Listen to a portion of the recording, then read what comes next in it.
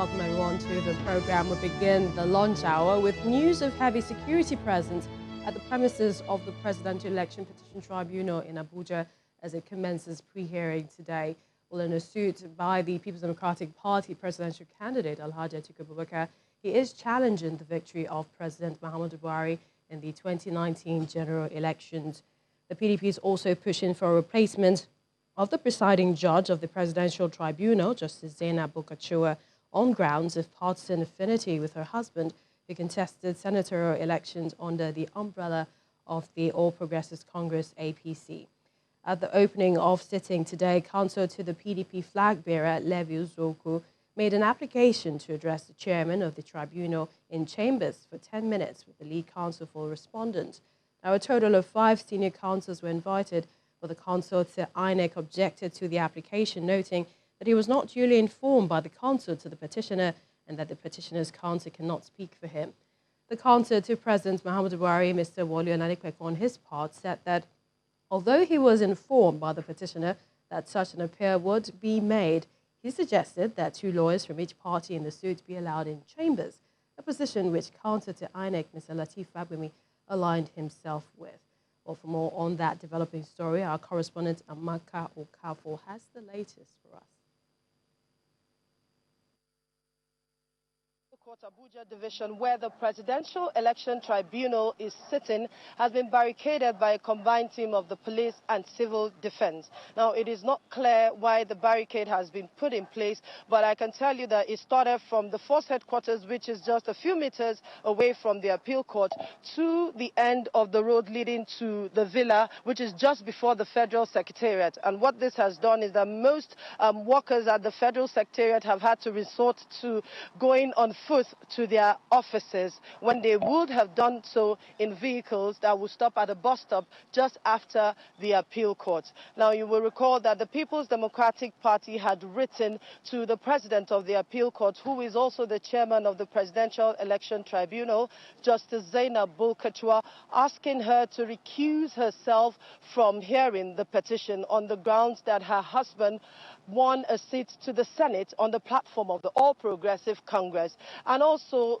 as a result of a statement she made at the inauguration of the tribunal on the 8th of May 2019, when she said that no matter how well conducted an election is, there are bound to be disputes. Now, we're not clear whether it is for this reason why the security checks and balances have been put in place, but they have been checking different vehicles going into the courtroom, making sure that only those that need to be here are here.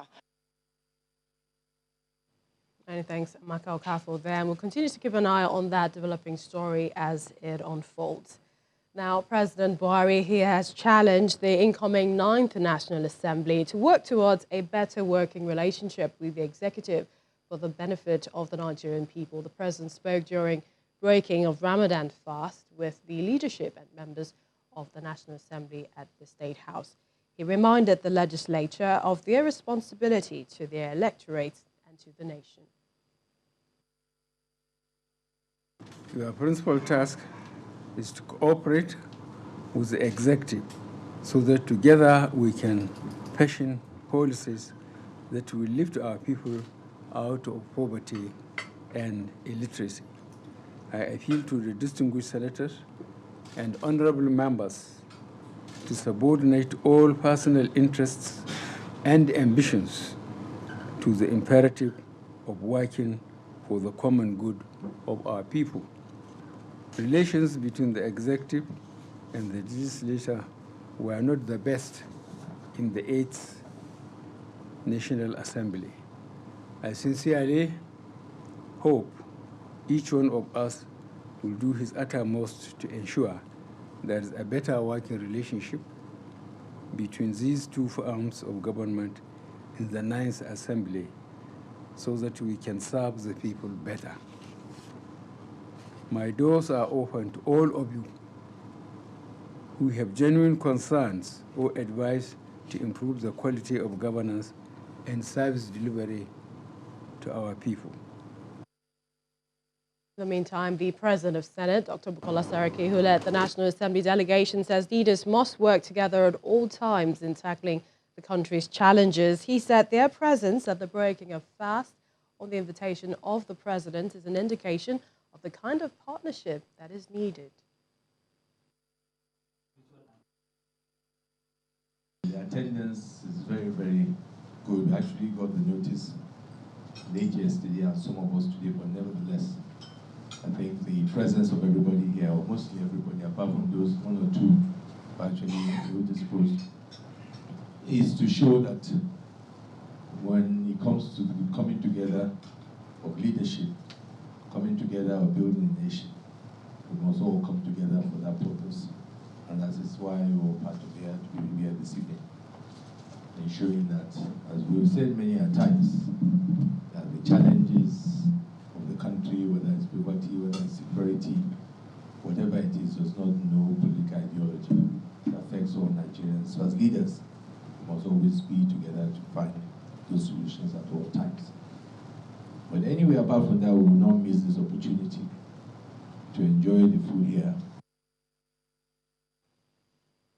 The Director General of the Femi Gbajabiamila Speakership Campaign Council, Honorable Abdulmumin Jibrin, has declared that his camp is confident of victory in the coming speakership election in the 9th House of Representatives. According to the lawmaker, the campaign team has been consulting and lobbying current and former speakers, current and former governors, opposition lawmakers, and other speakership aspirants. He says that they now have the numbers to win the speakership seat, including a large number of members from the People's Democratic Party and the other opposition parties who have also indicated interest to support their candidates. We wish to categorically state that Femi, of course, is the candidate for speakership, and he is running on the same ticket with Honorable Wase. Wase is going to run as the deputy speaker.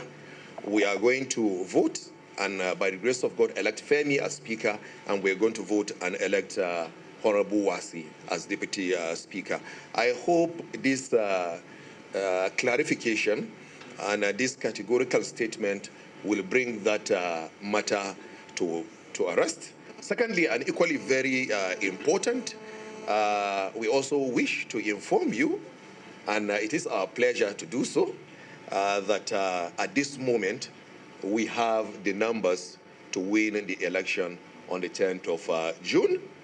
In the last 6 weeks, since we started our activities, we have applied different kind of models to check our numbers, to weigh our numbers, and all the instances where we applied different options, different practical options, different options that are verifiable, that are scientifically verifiable, we have arrived at a very comfortable number that will win us the election. And interestingly, we also have large number of members from the PDP and other opposition party who have also indicated interest, written interest, that they are going to be with us.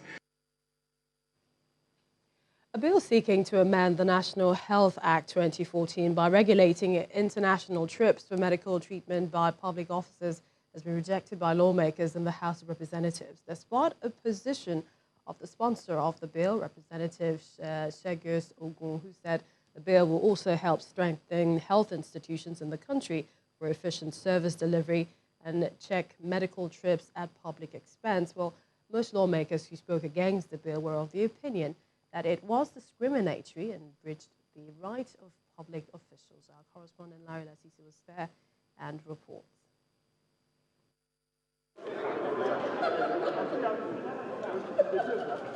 The arrival of the Speaker of the House of Representatives signals the commencement of plenary. The lawmakers consider the different legislative documents that are before them. One key legislation which was thoroughly debated is the one seeking to amend the National Health Act and regulate international medical trips by public officials. The bill had scaled second reading and only had to be passed in the committee of the whole. But right from the start, it appeared some lawmakers were not comfortable with the bill. The presiding officer invited the sponsor to withdraw the bill. He, however, made a case instead. If those that will write the budget, those that will pass it, and those that were sent to the budget, the first, when they are not well, they hop on the first available flight out of this country. When are we ever going to manage the system that will benefit everybody? That's the point I'm trying to make, Mr. Chairman. The bill then went through another second reading stage as lawmakers commenced a debate on the merits and demerits of the bill.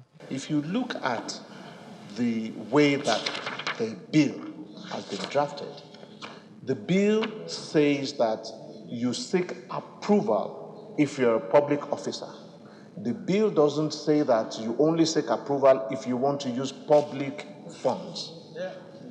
Any attempt by a National Health Act, which is an inferior legislation to the Constitution, to say you cannot travel outside Nigeria, will be infringing on Section 41, Subsection 1 of the Constitution. The bill was eventually withdrawn. Other bills which almost suffered the same fate were the bill seeking to prohibit age discrimination against job seekers in federal government agencies and the bill seeking to establish the Nigerian Police Trust Fund. Eventually, the bill on age discrimination was deferred till the next legislative day, while the bill on the Nigerian Police Trust Fund scaled through and will now be due for third reading. Lanre Lasisi, Channels Television News. Chairman of the Presidential Advisory Committee Against Corruption, Professor Itsei Sage, is questioning a federal high court order of perpetual injunction restraining the Economic and Financial Crimes Commission, EFCC, from investigating, arresting or interrogating River State government officials suspected of massive corruption. He's asking the EFCC to clear every roadblock in order for it to investigate allegations of financial misconduct in the state as well as bring sanity to the system. It's a one-day high-level summit on corruption attended by the Vice President, Professor Yemi Osinbajo, in collaboration with the Presidential Advisory Committee Against Corruption, PACAC, in Abuja. At this event, the chairman of PACAC, Professor Itsei Sage, pointed out cases with grey areas the EFCC should be tackling to stamp out corruption. He cites a federal high court judgment stopping the EFCC from investigating River State government. The UK government insists that the EFCC does not possess the power to investigate the financial transaction of the state. According to the governor, before the EFCC could investigate the River State government, it must first vacate the Federal High Court judgment that restrained it from investigating the finances of the state during the Odili era.